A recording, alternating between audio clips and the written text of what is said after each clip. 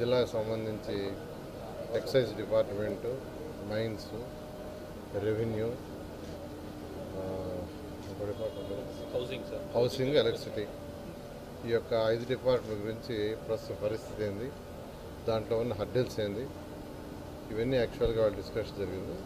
మెయిన్గా హౌసెస్ తీసుకుంటే యాక్చువల్గా 1.8 lakh పే చేస్తున్నాం, దాంతో కట్టలేకపోతున్నారని ఆ సమస్యలు ఉన్నాయని చెప్పారు. తర్వాత దానికి ఇన్ఫ్రాస్ట్రక్చర్ ఏదైతే ఇండివిజువల్ హౌసెస్ శాంక్షన్ చేశారో ఇన్ఫ్రాస్ట్రక్చర్ కంటూ బడ్జెట్ అంటూ ఇవ్వలేదు. అది ఆర్డబ్ల్యూఎస్ వాళ్ళు, తర్వాత పబ్లిక్ మున్సిపాలిటీ దాంట్లో ఉండే పబ్లిక్ డిపార్ట్మెంట్ వాళ్ళిద్దరు యాక్చువల్గా చేస్తున్నారన్నారు. అయితే అది కూడా ప్రాపర్గా లేదు, అందువల్ల అక్కడికి ఎవరు రావట్లేదన్నారు. ముఖ్యంగా వాళ్ళకి ఎక్కడైనా కానీ ప్రజలు నివసించాలంటే బేసిక్ ఇన్ఫ్రాస్ట్రక్చర్, రోడ్డు, తాగడానికి నీళ్లు, డ్రైన్, ఎలక్ట్రిసిటీ 4 ఇంపార్టెంట్. ఈ 4 ఉంటేనే మనం ఎక్కడ ఇల్లు కట్టినా కానీ అక్కడికి మనుషులు వస్తారు. అది మెయిన్ అక్కడ హర్డిల్ ఉందని యాక్చువల్గా ఇవాళ ప్రిలిమినరీగా డిస్కస్ చేశాను. దాంట్లో యాక్చువల్గా చెప్పడం జరిగింది. దాని మీద యాక్చువల్గా డీటెయిల్గా మళ్ళా నెక్స్ట్ వీక్ వచ్చినప్పుడు డీటెయిల్గా డిస్కస్ చేస్తానన్నాను. ఎందుకంటే ఏదైనా ప్రభుత్వం బడ్జెట్ శాంక్షన్ చేస్తే అధికారులు చేయగలరు, బడ్జెట్ శాంక్షన్ చేయకుండా వాళ్ళని చేయమంటే చేయలేరు.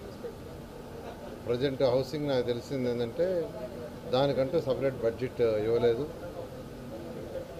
పబ్లిక్ హెల్త్ డిపార్ట్మెంటు ఆర్డబ్ల్యూఎస్ చేయమన్నారని అదొకటి యాక్చువల్గా. అదేవిధంగా ఎలక్ట్రిసిటీ డిపార్ట్మెంట్కి సంబంధించి సిటీలో యాక్చువల్గా కొన్ని సబ్స్టేషన్స్ కానీ వాటి మీద కూడా యాక్చువల్గా డిస్కస్ చేశారు, ట్రాన్స్ఫార్మర్స్ వాటి గురించి. అవి కూడా యాక్చువల్గా ఇంకా కొంత డీటెయిల్ డేటా అడిగాను. అదేవిధంగా మైన్స్ ఏదైతే ఈరోజు కొంత డిస్కస్ చేయడం జరిగింది, ఇంకా కూడా కొన్ని డీటెయిల్స్ అడిగాను. మరొక 4 రోజుల్లో నేను మళ్ళీ వస్తాను, ఆ డీటెయిల్స్ అని తీయమని. అవన్నీ కూడా తీసిన తర్వాత చేస్తాం. ఒకటే నేను డిపార్ట్మెంట్ అధికారులందరికీ చెప్పేది ఒకటే, ఎవరిని కూడా అరాచ్ చేయకుండా ప్రజలకు సుపరిపాలన కావాలి, హరాస్మెంట్ వద్దు, వర్క్స్ ప్రజలకి ఇమీడియట్గా జరగాలి. ఏదైతే రూల్స్ అండ్ రెగ్యులేషన్స్ ప్రకారం ఉంటాయో అవన్నీ. రిగార్డింగ్ నుడా వాళ్ళతో కూడా నేను డిస్కస్ చేయడం జరిగింది. ఈ నుడాలో కూడా లేఅవుట్స్లో కొద్దిగా అవకతవకలు ఉన్నాయని నా దృష్టికి వచ్చింది. అవన్నీ సరిచేయమని చెప్పాను. నేను ఎవరైతే లేఅవుట్లు వేస్తున్నారో వాళ్ళందరూ కూడా, ఎవరైతే ఆ బిజినెస్ చేస్తున్నారో వాళ్ళందరినీ కూడా రిక్వెస్ట్ చేసేది ఏంటంటే, మీరు ఏదైతే రూల్స్ అండ్ రెగ్యులేషన్స్ ఉన్నాయో దాని ప్రకారం ఉండి మీకు గంటల్లో అప్రూవల్ వచ్చేది చేస్తాం. ఎందుకంటే ఈ భారతదేశంలో ఫస్ట్ టైం ఆంధ్రప్రదేశ్లో 2014-19 కానీ మినిస్టర్ ఉన్నప్పుడు బిల్డింగ్ అప్రూవల్ ఆన్లైన్ తీసుకొచ్చాను. వితిన్ సెకండ్స్లో అప్రూవల్ వచ్చేటట్టుగా. ఎవరైనా వాళ్ళ ఇంట్లో క్యాడ్ సాఫ్ట్వేర్ ఉంటే వాళ్ళ ప్లాన్లు కానీ దాంట్లో సబ్మిట్ చేస్తే వితిన్ సెకండ్స్లోనే maximum 1 or 2 minutes plan approval. 1 week లోపల ఆఫీసర్లు చెక్ చేసుకోవాలా, లేదంటే డీమ్డ్. అదేవిధంగా లేఅవుట్స్ కూడా తీసుకొచ్చాం. అయితే వీటిల్లో జిల్లాలో ఎక్కువ అవతరణలు జరిగినాయని రకరకాలుగా వచ్చింది. అయితే నేను ఇంకా డీటెయిల్గా పోలేదు, అన్ని డీటెయిల్గా స్టడీ చేస్తాను.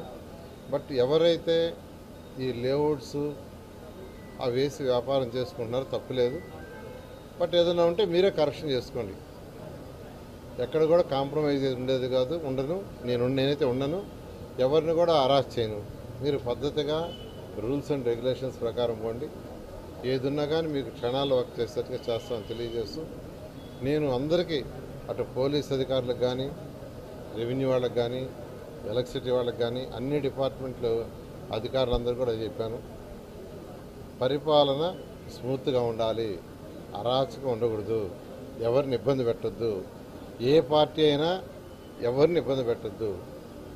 ప్రజలు ఏ పార్టీ అయినా, టీడీపీ అయినా, వైఎస్ఆర్సీపీ అయినా, బీజేపీ అయినా, జనసేన అయినా, ఇంకొక పార్టీ అయినా ఎవరిని ఇబ్బంది పెట్టద్దు. వాళ్ళ యొక్క అవసరాలు తీర్చడమే. ఏదైతే రూల్స్ అండ్ రెగ్యులేషన్స్ ప్రకారం చట్టబద్ధంగా అన్ని పోవడం జరుగుతుంది. Okay, thank you. మీకు గాని ఈ వీడియో నచ్చితే లైక్ చేయండి, షేర్ చేయండి, సబ్స్క్రైబ్ చేయండి. మరిన్ని వీడియోల కోసం గంట సింబల్ని ట్యాప్ చేయండి.